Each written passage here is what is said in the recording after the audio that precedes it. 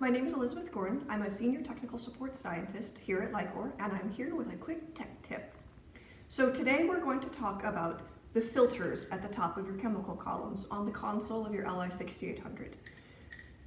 Filters need to be changed on an as-needed basis. So what do we mean by as needed? Well, if you notice that the color is changing or you're not getting good airflow, maybe you're failing a warm-up test related to flow, then it might be an indication that you need to change your filters. These filters are actually two different components, and they're pressed into place here, and I find it easiest to get them out if I use a small flathead screwdriver. So I use my small flathead screwdriver and I kind of pop it out. There we go.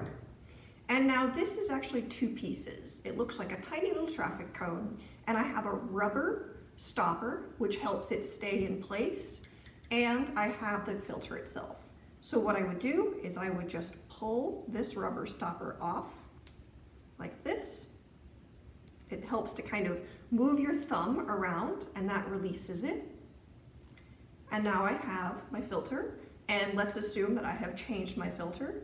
Then what I'm going to do is put the new filter back in, put it through the bottom, and again I'm going to kind of work it around with my thumbs so that I can have that in place. And you do have spare filters and spare stoppers in your spares kit.